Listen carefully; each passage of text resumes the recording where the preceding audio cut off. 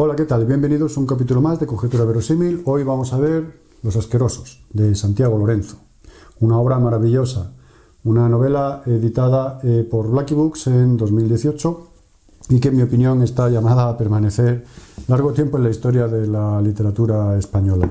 Su autor, Santiago Lorenzo, nació en Portugalete en el año 1964 y ha triunfado en España en la medida en que se puede triunfar en este país. Pues ha ganado un Goya por un cortometraje y con este libro de Los Asquerosos está compitiendo con los bestsellers en las librerías de España porque se está vendiendo muy bien. El argumento de la obra es bastante sencillito. La trama es una trama muy simple. Manuel, un hombre joven de unos 24 años, por azar, una tarde saliendo de su casa en la calle Montera de Madrid, se encuentra con que se le viene encima una manifestación y la melee de la carga policial, un antidisturbios, le confunde con un manifestante. El antidisturbios y él tienen un encontronazo y él causa heridas de cierta consideración al policía, con lo cual entra en pánico y huye, ayudado por el exmarido de su tía, y se autoexilia y se esconde como un topo en Zarzauriel, un pueblo imaginario de probablemente la provincia de Segovia, aunque esto no lo sabemos. Bien, esta es la historia básica, no quiero contar nada más para no desvelar ningún punto esencial de la trama. Y vamos a pasar directamente ya un poco más a la reseña, un poco más en detenimiento. Vamos a ver primero un primer punto dedicado al contexto de la obra y en un segundo punto vamos a ver cuestiones relacionadas con la narración y al final una conclusión. El contexto lo vamos a apreciar o lo vamos a dividir en dos aspectos: las relaciones familiares y sociales y el contexto político y económico de la novela.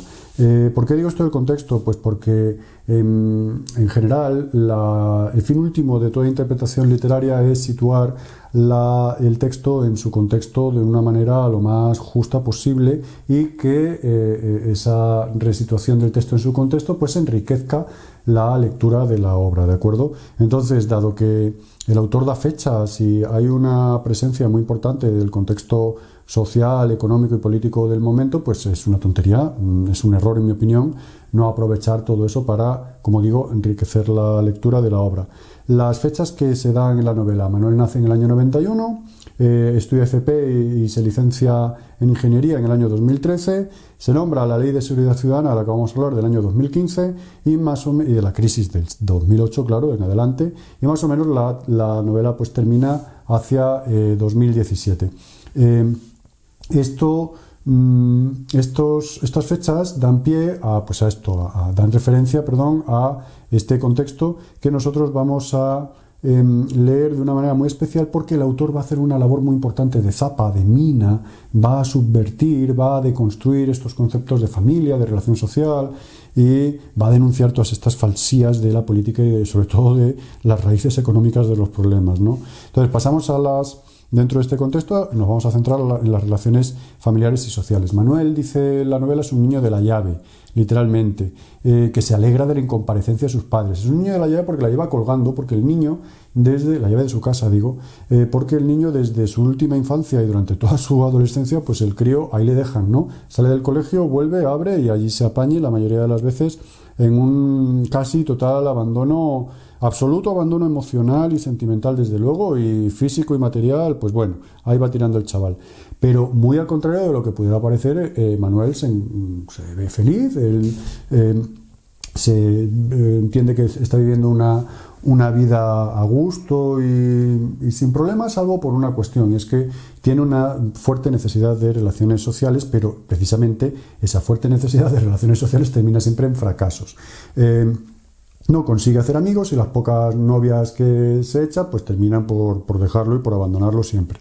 Por otra parte, y como ejemplo paralelo, más bien, como contrapunto, pues está el narrador, el tío político de Manuel, que también tiene familia con la que apenas se ve. De hecho, se dice que se alegra de haberse desprendido de su mujer y de sus hijos, creo que de sus 2 hijos.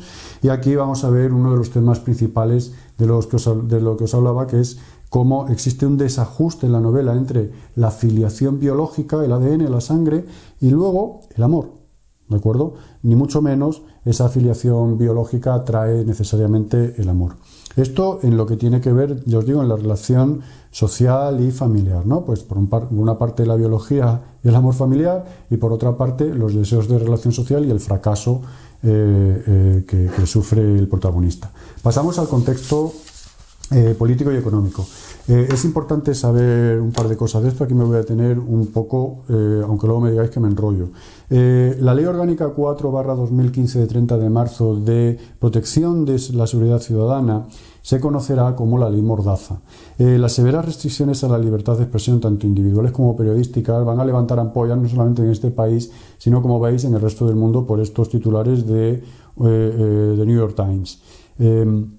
Lo preocupante verdaderamente de esta ley, creo que el punto fuerte de esta ley es la conversión del policía en fiscal y en juez. Atribuciones propias a la fiscalía o a la judicatura pasan directamente al policía. ¿Y todo ello por qué? Porque el poder político que la promulgó lo que buscaba era generar un ambiente que protegiera lo más posible los intereses financieros y económicos que estaban detrás de esa ley. Una ley, por lo demás, muy antisocial en la medida en que de forma autoritaria impide la libertad de expresión, la libertad de manifestación. Entonces, esta ley, como os digo, sigue persiguiendo porque, en fin, la protección de los intereses del sistema financiero, de los intereses económicos que hay por debajo como fundamento de esa acción política. Entonces, para quien no lo sepa, hasta los años 80 solamente unos cuantos países del tercer mundo, totalmente alejados del desarrollismo y de la industrialización, pues solamente ese tipo de países tenía deudas impagables, deudas gigantescas impagables, y ahí está la clave. La clave está que es que a partir de los años 80 todo Occidente entra en ese marasmo de deuda que cada vez se acrecienta y que se vuelve impagable, y que creo que es la verdadera clave para entender el sistema liberal contemporáneo, el actual nuestro, y que esto de la deuda lo diferencia de la historia del liberalismo anterior. Entonces, para que sepáis, la FED, que es la Reserva Federal de los Estados Unidos, es un conglomerado privado de banqueros que se asocian entre sí para imprimir dólares. La máquina oficial de imprimir dólares no la tiene el gobierno de Estados Unidos, no depende de la voluntad del pueblo de los Estados Unidos, sino que depende de estos banqueros que vende el dinero, los dólares imprimidos, al gobierno de los Estados Unidos y a los bancos estadounidenses, cobrando un interés. Cuando esos dólares salen del país, pues el país que lo compra, en este caso, pues por ejemplo España y los bancos españoles, se lo compran a los americanos o algún intermediario con otro interés. Como veis, el interés va subiendo hasta que llega al ser humano final, a la persona final, que ya no es humano, sino que el sistema lo conceptúa como un consumidor que tiene propiedades susceptibles de ser expropiadas, porque la deuda va a terminar creciendo tanto que una gran cantidad de esos consumidores se han endeudado hasta extremos tales que no pueden pagar la deuda, y por lo tanto sus propiedades vuelven a estar libres para volver a amortizarse como deuda para otras víctimas, ¿de acuerdo? Entonces, es esta defensa de estas políticas la que está en la última razón de las manifestaciones con las que se topa Manuel, y que pues como vamos a ver, va a dar un ejemplo, va a ser un contraejemplo de la vida de Manuel en el exilio donde se va a ir, pero bueno, eso lo dejo de momento. Así que hasta aquí el contexto social familiar, por un lado, de inadecuación de la biología con el amor y del sujeto social con su sociedad, y el contexto político y económico totalmente corrompido y contrario a precisamente a la justicia social, a la trabazón de la sociedad en aras de intereses particulares de una minoría cada vez más minoritaria, que es la que gestiona esa deuda descomunal e impagable. Bien, os iba a hablar ahora del amor, la soledad y la austeridad de Manuel, pero mejor que veamos un ejemplo, así que os dejo con mi parte mejor, que os va a leer un fragmento de esta maravilla de cuando Manuel está en su locus amoenus de Zarzauriel. Pasó el invierno detectando un extraño efecto. Caía la tarde y no sentía la necesidad de palabrear con individuo ninguno, me exceptuó a mí, menos mal. Finaba la semana y no sufría el anhelo de reunirse con amigos o con una dama.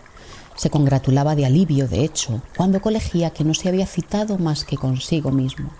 Le gustaba confirmar que a las 8, a las 10, a la hora de salir, él podía quedarse haciendo lo que le diera la recia gana. Me contó que hacía exámenes de soledad, escrutar y verificar las ondulaciones de su ánimo una vez sometido a la incomunicación, a ver cómo estaba respondiendo y a ver cómo le estaba perjudicando. Me dijo que transcurrían las semanas y que no se le declaraba crisis, depresión, ansiedad, aburrimiento ni inquietud ninguna por no ver absolutamente a nadie.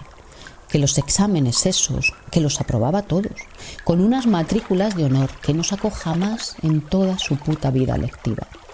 Con el buche lleno, los huesos calientes y la cabeza repleta, en Zarzauriel se percibía a salvo, no ya frente a las piezas policiales, sino frente a todo el mundo, de quien se había abstraído desde su aislamiento santificador. Un apartamiento en cuyo laborioso asueto y en cuya pereza diligente se sentía dando un jaque mate incontestable y más contento que unas castañuelas que nadie tenía por qué oír. Su ser social era un fue social. Ya se dijo que éste reconocía apenas la música de lo ecológico. No era un jambo que se iba al agro, henchido de naturismo, a practicar la autosuficiencia y la artesanía de formón, nudo o torno. No encarnaba al hombre que marchó al campo con el plan de volver luego a la urbe a reclutar conciencias para las huestes de lo primigenio. Al contrario, su idea era no volver a reclutar a nadie para nada. Su proyección era quedarse solo, pero solo.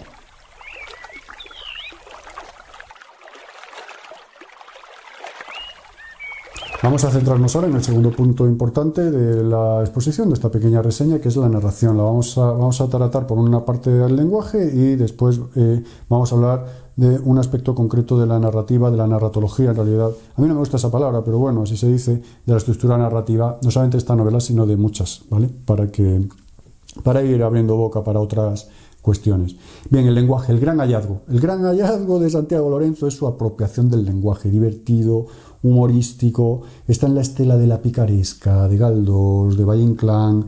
El tío ha descubierto un lenguaje propio, fresquísimo, toca la vena propia del idioma castellano o español, me da igual como queráis, y desde luego yo que yo conozca, en la península ibérica no se había publicado nada parecido desde hacía muchísimo tiempo, ¿de acuerdo? Entonces, como ejemplo de esto, vamos a ver una pequeña muestra.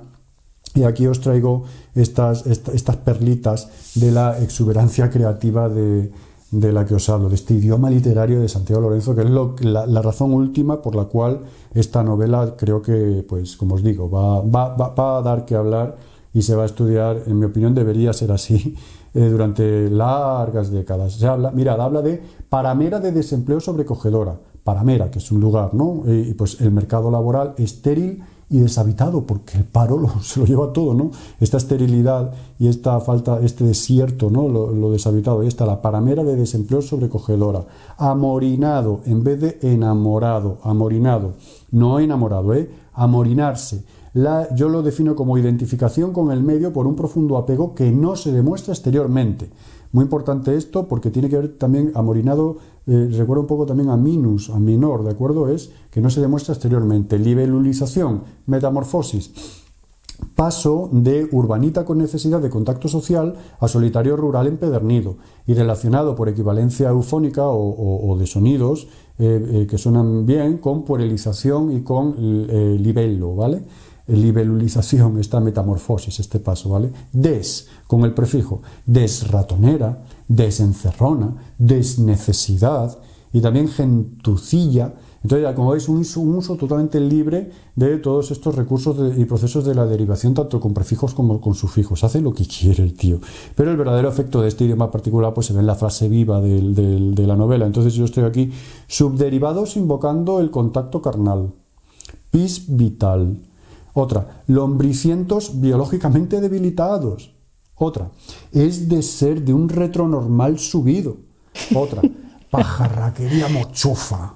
Otra, hablaba pastosón como si sus glándulas salivares segregaran yeso al tiempo que babas. Otra, hablando de los niños se jarta mogollón. Los niños, hijos, nietos, sobrinos les salieron culudos y muy de decir pirrileras. Unos lloricas, en fin, unos moñarros, eran niños plañidera, su ser social era un fue social, su ser social era un fue social muy de Quevedo, es un fue ¿de acuerdo? Ese un fues quevedesco, como los niños plañidera, lo del querido Cerbatana de Quevedo, en fin, no me lío. Y otra, la última, ¿vale? Chorrudeces a palangana llena, hablaban chorrudeces a palangana llena, joder, es una maravilla. Mira, por ejemplo, esto de culudos y pirileras, que lo he tenido que buscar. Culudos parece ser un español de Latinoamérica. Culudo significa con rabo. Los niños están animalizados, es como si tuvieran rabos. Y pirileras tiene que ver con, es una palabra vasca, y tiene que ver, creo, con la diarrea. A saber, si su decir era, o sea, si los niños les salieron muy de decir pirileras, tenemos, creo que, dos opciones que conviven a la vez. Por un lado, hablan cosas feas, asquerosas, hablan mierdas, ¿de acuerdo? Y a la vez les sale mierda por la boca, ¿de acuerdo? Es decir, el propio sonido, la propia materialidad de lo que dicen los críos, no solamente el contenido, que digan guarradas, el propio sonido, la materia sonora es mierda, ¿de acuerdo? Es maravilloso, como os digo. A lo mejor en otro curso, si me da la vida, hago un vídeo específico sobre esto porque verdaderamente merece por lo menos 1 o 2 horas de vídeo, os lo digo así. Bien, esto en la narración, en cuanto a lo que toca al lenguaje. Y os quería hablar ahora en otro sentido de su estructura narrativa. Para ser breve, solamente voy a hablar del concepto de motor de la narración. En el caso de esta novela hay una profunda dependencia de los antagonistas. El protagonista depende de los antagonistas en la medida en que está determinado por ellos, ¿vale? Entonces, ya os digo que esto es, os he dicho muchas veces, el concepto filosófico de la dialéctica, que el ser se va realizando, se va desplegando y se va conociéndose a sí mismo a partir de contradicciones y a partir de determinaciones que van guiándole en ese desarrollo. Entonces, la determinación es una negación. Vamos a ver si entendemos esto. Toda determinación es una negación. A saber, si no hubiera sido por el antidisturbios, pues habríamos tenido simplemente la novela de un inadaptado social en Madrid que patéticamente lampa o mendiga las relaciones sociales patéticas de una vida patética. Y ahí se habría terminado la novela. Pero viene el policía, y el propio Manuel lo reconoce, y entonces determina la historia, determina la novela, niega todas las posibilidades de desarrollo que se le estaban abriendo a la novela y encaminan a la novela hacia el exilio. Si no fuese por el encontronazo, no hubiera habido Zarzauriel. Entonces, hay una determinación negativa del antidisturbio en la vida de Manuel. Está anulando el resto de posibilidades y está simplemente obligando al ser, obligando a Manuel a manifestarse de una cierta manera. Cuando la novela, esto es la primera mitad, cuando la novela en este sentido en Zarzauriel ya está dando alguna muestra de pues de final, de que ya se tiene que terminar la historia porque parece que todo está en calma, viene un segundo motor que sería la mochufa, de la que no voy a hablar, pero que también determina negativamente en el mismo sentido. Hasta ese momento han pasado cosas y durante los siguientes numerosos capítulos, porque como os digo es la segunda mitad de la novela, pues esto va a ser así, ¿de acuerdo? Entonces, para que tengáis esta idea de que los antagonistas son parte esencial de la novela en muchas novelas, no digo en todas, ¿vale? Pero en este caso concreto es muy importante porque si no hubiera habido antidisturbios no hay exilio, si no hubiera habido mochufa, la novela pues tendría la mitad. Entonces recordad, toda determinación es una negación y el ser se va realizando a partir de esas determinaciones. Una idea a tener muy presente, sobre todo para otras novelas y otras consideraciones en otras asignaturas. Y ya como conclusión, mirad, a mí me gusta mucho fantasear con posibles etimologías. Lo que yo os voy a decir ahora, pues yo no tengo prueba documental, ni existirá seguramente, claro, por supuestísimo que ni existirá, pues lo ha inventado este hombre y sabrá Dios qué tenía en la cabeza, pero mi etimología pues es una pretensión de verdad. Entonces yo voy a contar las cosas tal y como yo creo que han sucedido, ¿de acuerdo? Entonces mira, parece que Manuel se exilia a Segovia. Vamos a dar por cierto esto, ¿de acuerdo? Entonces, en esa zona centro de la península ibérica, la H inicial y la H intercalada en compuestos, en derivados, muchas se aspiraban. De hecho, en los oídos de nuestra Extremadura todavía está vivo oír cosas como hacha o enharinar en lugar de hacha o enharinar, ¿vale? Es esa aspiración muy cerca del velo del paladar, como la K precisamente.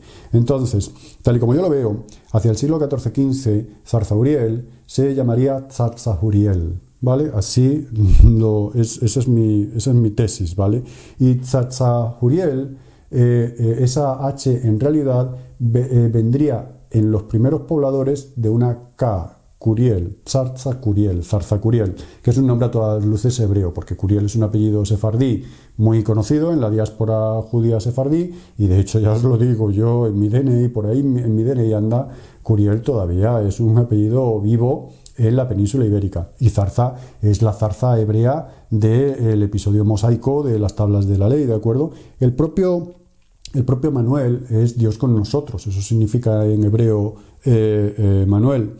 Justo en la época en la que esa K se desvaneció en H, pues justamente eso coincide en la historia de la lengua española, a caballo entre el siglo XV y el siglo XVI, que es justamente cuando los judíos son arrojados de España por impía persecución. Entonces, los perseguidores, cuando llegan a repoblar estos lugares deshabitados porque los judíos han ido, pues llaman a su pueblo ya no Zarzakuriel, sino de una manera diferente Zarzakuriel, y en esa aspiración vuela la memoria de los vencidos, la memoria de los outsiders, la memoria de los periféricos, ¿de acuerdo? De los judíos expulsados, que es al fin y al cabo una situación muy parecida a la de Manuel, porque Manuel es un otro, Manuel es un extraño, Manuel es seguramente un asqueroso, ¿de acuerdo? No debemos olvidar que todos estamos en riesgo evidente si no estamos ya de convertirnos en chusma, ¿vale? Eso nadie está libre de ello. Pero en vez de hablar de carácter, que a mí no me gusta porque entiendo que el carácter es simplemente el ruido que nuestra manera de ser hace cuando roza con la realidad, cuando hay algún tipo de conflicto, yo prefiero hablar de la soledad y de la proximidad para comprender el texto que ha leído mi parte mejor. Entonces, mirad, todos permanecemos solos en nuestra interioridad durante toda nuestra vida, pero igualmente todos hemos tenido necesariamente experiencias de la proximidad, porque la proximidad es como una segunda biología nuestra, ¿de acuerdo? Y esto lo heredamos, creo, de nuestro ser mamífero, ¿vale? Creo que los peces no tienen de esto, pero nosotros sí, los perros sí, los mamíferos sí, ¿vale? Entonces, la primera proximidad, evidentemente, es la del útero. Luego viene la del pecho, alimentándonos con nuestra madre, y del pecho la distancia se va haciendo cada vez un poco mayor, porque empieza a haber sensaciones, emociones, intuiciones, sonidos, hasta que se va generando el lenguaje, y en esa distancia es donde se va generando el mundo. En la lejanía se va generando el mundo, ¿de acuerdo? Entonces esa lejanía termina por imponerse. Y en esa lejanía es donde está la soledad y el silencio del que tanto gusta a Manuel, porque esa soledad y ese silencio, como vemos, no tienen ni mucho menos que ser necesariamente una condena, sino que se puede aprovechar como un conocimiento. De hecho, esjolé, la palabra griega esjolé, de ahí viene escuela, y esjolé significa retiro y descanso, y sin retiro y sin descanso no puede haber exámenes de soledad, como nos habla, es decir, no puede haber una introspección del sujeto que se intenta conocer a sí mismo. De hecho, de ahí que se diga en pretérito que su ser social es un fue social y que pretenda permanecer indefinidamente en esa soledad, pero no solamente por voluntad propia, sino porque además es un hijo del pueblo empobrecido. Manuel es un Guzmán de Alfarache, Manuel es un mendigo de Misericordia de Galdós, Manuel es como la bohemia heroica del último Valle Inclán, ¿de acuerdo? No solamente está ahí por propia decisión, sino por el rechazo de la propia estructura social, porque es un refusé, ¿de acuerdo? Es un rechazado. Entonces, desde ese rechazo, desde fuera, él puede ver el circulito social perfecto, que parece que es tan perfecto, con todas sus arrugas, con todas sus verrugas, malformaciones, pestilencias, ¿de acuerdo? Porque está fuera. Entonces, como se ha salido de la totalidad, puede ver la totalidad desde fuera y la puede criticar con mayor exactitud y con mayor justicia. Entonces, ¿quién vive verdaderamente un amor filial? No nadie dentro de esa sociedad, sino los que están fuera. Manuel y su tío son los que verdaderamente mantienen esa relación paterno-filial que dentro de la sociedad la biología no les ha dado, ¿de acuerdo?